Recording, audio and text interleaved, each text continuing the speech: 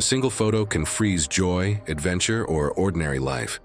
But some selfies capture not just life, but its final seconds. In this video, we're uncovering 6 horrifying selfies ever taken, photos captured just moments before tragedy struck. It was July 30th, 2017, in Iloilo City, Philippines. Overnight, the rain had not stopped. Thick, unbroken sheets that blurred rooftops and turned entire blocks into slow-moving rivers. By mid-afternoon, the Tigum River had breached its banks, swallowing the narrow streets of Barangay Soak. Mariel Bontoc, 34, worked as a dental assistant at a small clinic along Delgado Street. She was known for her patience, steady hands during procedures, a soft voice when dealing with anxious patients. Her husband, an electrician working overseas in Qatar, sent money monthly to pay for their children's schooling and the unfinished renovations of their home. Mariel managed most things alone. She was practical, cautious, and used to storms. But that week's southwest monsoon, intensified by a storm, was unlike the usual downpours. By early morning, radio stations had warned of possible river overflow, but the family stayed put. Leaving seemed riskier with water already surrounding their house. Their subdivision was part of an older development built on low ground, where the drainage system often backed up. Around noon, with electricity gone and phone reception was intermittent, she used a small flashlight and her phone to contact relatives. She texted her sister that rescuers were reportedly nearby and that they were safe for now, standing on furniture above waist-deep water. By 2 in the afternoon, the rain grew heavier. The cabinet they stood on creaked under their combined weight, the water nearly reaching the light switch on the wall. Outside, neighbors were shouting for help as floodwater carried tin sheets and branches downstream. The sound of debris scraping against walls filled the air. Mariel tried to reassure her children, who were clutching plastic containers as improvised floaters. At 2:47 p.m., she sent her last text message saying rescuers were just a few streets away. 14 minutes later, she took one more photo. A small moment meant to show her family they were okay. In the image, all 3 smiled faintly, the ceiling visible behind them. Investigators later determined that the flood level rose by more than 2 feet in under 20 minutes after the nearby drainage canal gave way. The water pressure from outside forced open a side window, sending in a surge that toppled furniture. A refrigerator, dislodged from the kitchen, floated into the living area and struck the cabinet. The impact loosened a ceiling panel, which collapsed inward, trapping Mariel and her children beneath floating debris. Evidence from watermarks and the position of displaced furniture indicated they had sought higher ground, but were unable to free themselves as the flood rose nearly to the rafters. Forensic examination later determined the official cause of death as asphyxia secondary to drowning, with no signs of external trauma. Neighbors recalled hearing a loud crack before the shouts stopped. Rescuers reached the street more than an hour later, coming from other submerged houses, maneuvering inflatable boats through tangled wires and floating lumber. By then, most homes were nearly underwater. Mariel's house was entered only after waters began receding that evening. The cabinet was found overturned beneath the collapsed section of ceiling, its legs broken. Her phone sealed inside her bag. Local authorities recorded the death as one of many flood-related casualties that day. When Mariel's husband flew home from Qatar 3 days later, he refused interviews and stayed mostly silent. At the small burial arranged by her relatives, he stood apart from the others, holding the wedding ring returned to him. It was April 9th, 2018, in Caracas, Venezuela. The morning heat had already settled thickly over Plaza Altamira, where hundreds of protesters gathered again despite the warnings. Those who came to march knew the pattern by now. The chants, the barricades, the sudden explosions of violence that could end without warning. Lorena Diaz was 22, a university student studying biomedical sciences at the Central University of Venezuela. She had become a familiar face in the protests that swept through Caracas that year. Quiet but determined, easily recognized by her Red Cross armband and the worn canvas medical bag she carried. She was not a political leader or organizer. She came to treat the injured. Weeks earlier, she had joined a volunteer network of student medics coordinated through social media and local NGOs. They pooled limited resources, saline, gauze, vinegar masks, to handle wounds from rubber bullets and tear gas. She kept her phone on her at all times, documenting what she saw for evidence, often uploading brief clips that showed both the defiance and the fear of the streets. By April, the protests had become unpredictable. Security forces were using heavier crowd control vehicles, armored trucks with reinforced fronts known as rinocerontes. These were designed to disperse groups, but often entered narrow streets at dangerous speeds. That day's protest was meant to be peaceful, focused on university students demanding safe campus conditions and stable funding. Social media channels warned of increased troop movement near Chacao, but many dismissed it as routine intimidation. Lorena and her friends decided to join, bringing medical supplies and masks soaked in vinegar. By late morning, the plaza filled with hundreds of demonstrators carrying Venezuelan flags and homemade banners. At 12:43 p.m., Lorena stood near the base of a monument where the crowd began to scatter after the first volley of tear gas. Someone shouted that a National Guard vehicle was approaching from the east. Videos later verified the armored truck moving through an intersection, headlights cutting through smoke. Lorena turned her phone toward it, raising it for a quick photo. The image showed her in a gray shirt and blue bandana mask holding her first aid bag, the flag behind her blurred by motion. The truck was still distant but clearly approaching. Witnesses said the vehicle accelerated suddenly, its engine drowning out the crowd's noise. Protesters screamed and ran toward the sidewalks. Lorena moved toward a fallen demonstrator, trying to pull him up. The truck veered slightly, then surged forward through the thinning crowd. Several people were struck by the front bumper and thrown aside. Lorena was hit directly at the edge of the plaza, the impact throwing her several feet forward into the path of the right wheel. The vehicle swerved and continued down the avenue without stopping. When the smoke cleared, several protesters rushed back, waving for medics. Cell phone footage confirmed the sequence. The medics who reached her recognized her immediately. Her medical bag was torn open, its contents scattered across the pavement. Attempts at resuscitation failed. The head trauma and crushing injuries were catastrophic. She was pronounced dead at the scene before paramedics could evacuate her. The National Guard later claimed the vehicle had lost control after being attacked with projectiles, though no evidence supported that account. Independent footage recorded from 3 angles contradicted the report, showing no incoming fire before the acceleration. The armored vehicle, identified later as belonging to the National Guard's 5th Regional Command, was operated by personnel whose names were withheld during the inquiry. No disciplinary action or criminal charges were ever confirmed. Her university held a candlelight vigil the following evening, hundreds attending despite curfews. It was October 3rd, 2016, near Donner Summit, California. By late afternoon, clouds had begun to roll across the Sierra Nevada, heavy and gray. For most drivers, the worsening weather was just another delay. For Leo Sanchez, it was the final leg of a long run. Leo was 42, a long-haul truck driver from Sparks, Nevada. He had spent nearly 2 decades behind the wheel, logging thousands of miles across the western states.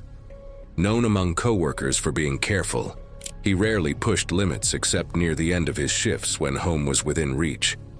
He drove a 2012 Freightliner Cascadia, hauling a full load of granite slabs from a quarry outside Sacramento, bound for a construction depot near Reno. His employer operated on tight delivery schedules and performance incentives, bonuses tied to on-time arrivals. Leo was behind by nearly an hour after a delay at the way station in Auburn. The Donner route was one of the most technically demanding in the region. Sharp elevation changes, narrow lanes, and unpredictable mountain weather made it treacherous for rigs hauling heavy loads. The weight of granite slabs meant increased braking distance and stress on tires, especially on long descents. Maintenance records later showed the front left tire had been flagged for wear 3 weeks earlier, but was somehow cleared for service after a quick inspection. Leo's onboard log indicated he had been driving for nearly 11 hours, close to the federal limit, but he decided to continue through the pass before resting in Reno. Around 5:40 p.m., Leo pulled into a scenic overlook west of Donner Summit. He stepped out, stretched his legs, and took a photo beside his truck. He texted the photo to his wife with a short message saying he was almost home. The temperature dropped as the first drops of rain began to fall. Nearby, truckers reported gusty winds and limited visibility farther east, with weather alerts advising drivers to slow below 55 miles per hour. Despite the warnings, most haulers pressed on. Rain was common on that stretch, and stopping meant losing precious time. An hour later, as darkness began to settle, Leo started his descent toward Donner Lake. The rain intensified, streaking across the windshield. Witnesses in a following truck later described his rig swaying slightly in the wind, but maintaining steady speed around 65 miles per hour.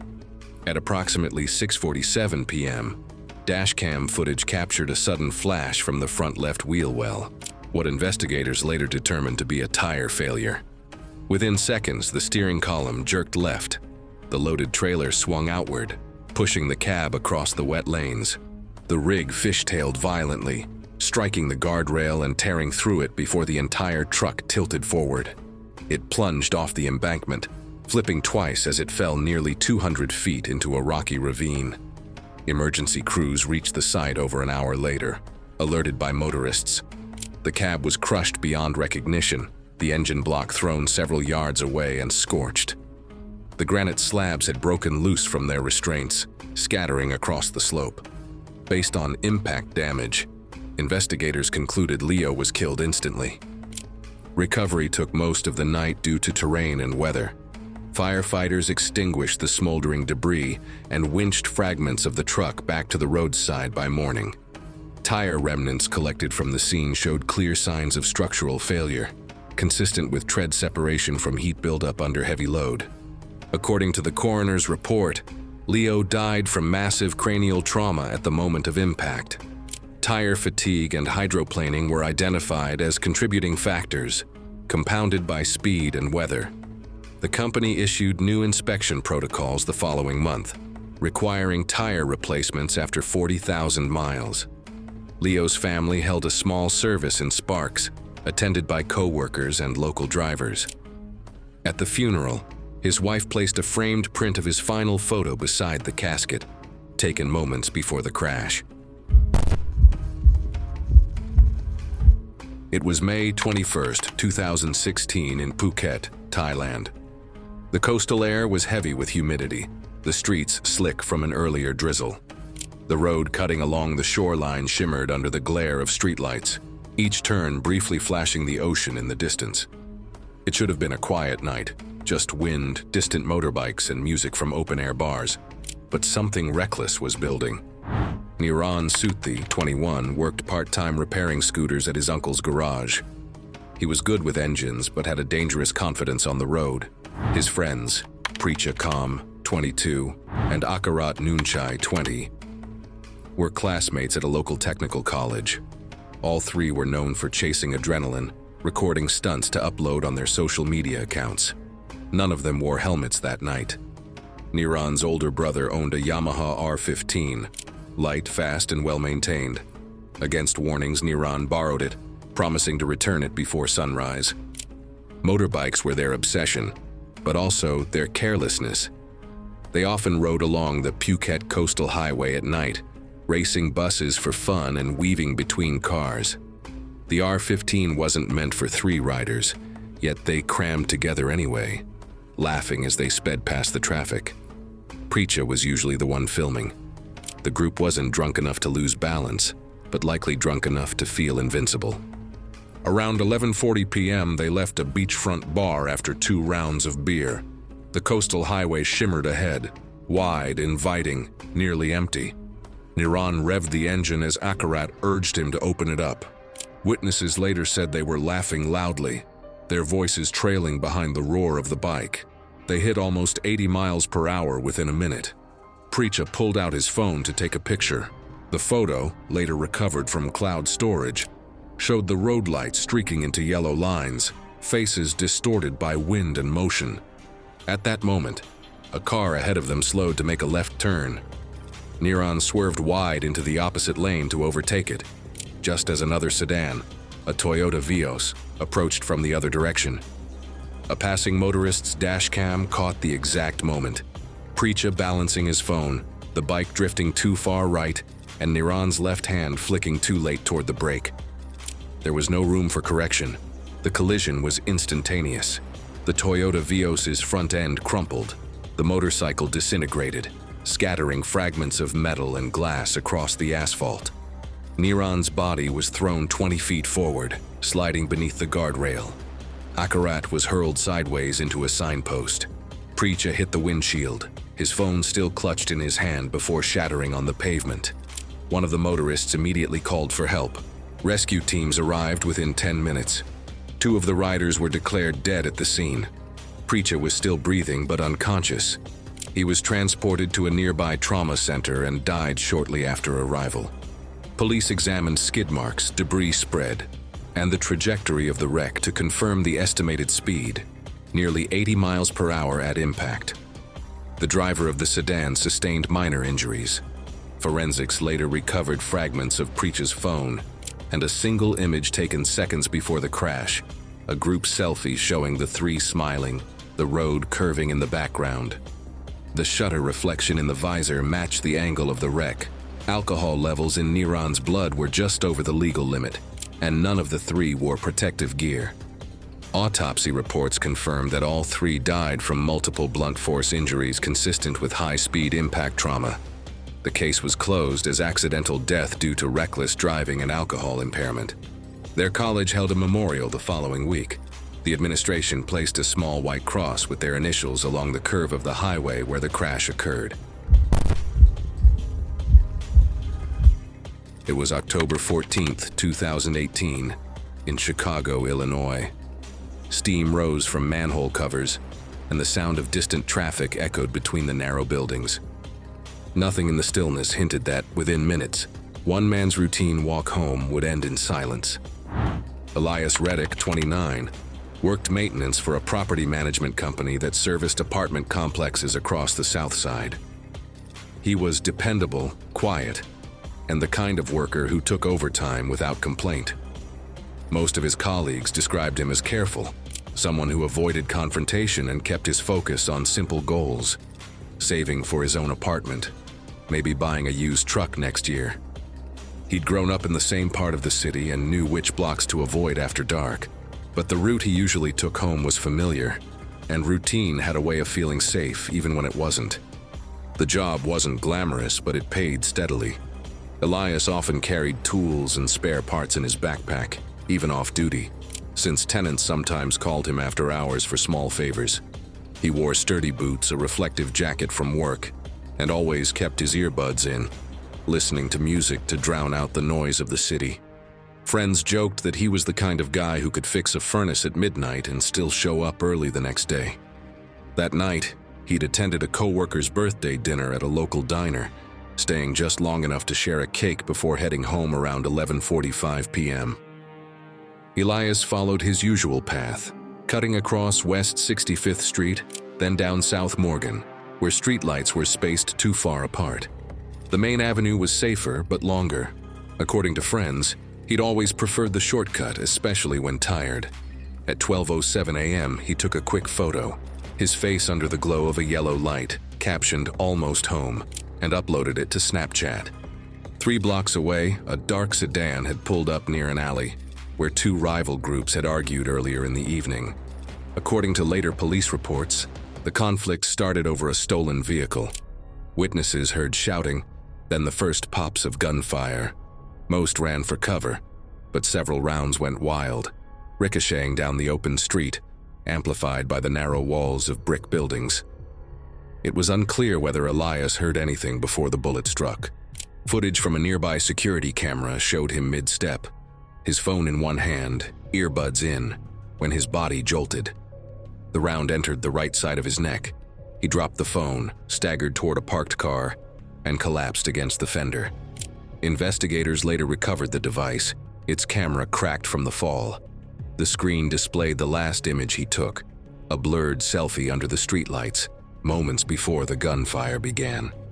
The first responding officer arrived at 12:14 a.m., alerted by a bystander who'd heard the shots and seen someone fall. Elias was unresponsive, his phone lying inches from his outstretched hand. Paramedics arrived within 5 minutes but could not stabilize him during transport. His time of death was recorded at 12:29 a.m.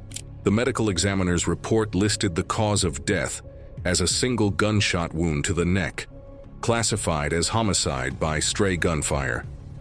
In the days that followed, detectives traced the bullet to a .40 caliber handgun used in a drive-by targeting a rival gang member. Elias had no connection to either group. His funeral was small: family, co-workers, and a few neighbors. There were no reporters, no city statements, just another name in a year of violent statistics. It was December 27, 2015, on Magnetic Island, Queensland. Families gathered along Horseshoe Bay, setting up tents and towels on the hot sand. The lifeguard flags were planted farther down the beach near the swimming enclosure, but beyond that, the tide pools shimmered in the sun, quiet and seemingly harmless. Daniel Prowse, 12, was visiting from Sydney with his mother and relatives for the Christmas holidays. He was a curious, bright boy, known for collecting insects, shells, and photos of unusual sea creatures. His parents had encouraged his fascination, often letting him use their old smartphone to take pictures of what he found along the shorelines. The family had chosen Magnetic Island for its quiet beaches and safe swimming areas. They rented a small cottage near the bay and planned one last outing before returning to the mainland that evening. Box jellyfish season had begun earlier that month. Local warnings were posted at the main entrances of the beach, reminding swimmers to stay within stinger nets and to use vinegar stations in emergencies. Most tourists ignored the smaller caution signs farther down the coast. The island's beaches were known for their patches of shallow tide pools that sometimes trapped small fish and jellyfish after storms. The lifeguard patrol focused primarily near the designated swimming area, leaving the farther stretch of sand unattended. That morning, around 10:45 a.m., Daniel wandered about 160 feet from the main group, while his aunt and mother unpacked food. He followed the retreating tide, scanning for shells. In a shallow pool near a line of seaweed, he noticed a translucent blob the size of a softball. He bent closer. It looked clear, smooth, and intact. Witnesses later recalled seeing him crouched near the edge of the water, laughing and showing something to his cousin. He held up his phone, taking a photo of himself holding the jellyfish by the bell, unaware that several thin, almost invisible tentacles still trailed into the pool and wrapped loosely around his forearm. Moments later, he flinched sharply and dropped it. His scream carried over the sound of the surf, drawing his mother's attention. By the time she reached him, Daniel had collapsed, gasping and clutching his arm. Red welts spread rapidly across his skin in distinct whip-like patterns. Lifeguards sprinted from the patrol zone, dousing the wounds with vinegar from a station bucket, instructed his parents to call for help, and began CPR as Daniel's breathing faltered. His pulse was erratic, then absent. The paramedics who arrived within minutes continued resuscitation efforts as a helicopter was dispatched from Townsville. Daniel lost consciousness less than 2 minutes after the sting. The venom, later confirmed as that of a box jellyfish, had caused cardiac arrest before evacuation could begin. He was airlifted from the beach but pronounced dead en route to Townsville Hospital. The final photograph recovered from his phone, timestamped 10:48 a.m., showed him holding the jellyfish with a faint grin, water glittering behind him. His mother fainted beside the stretcher as rescuers worked.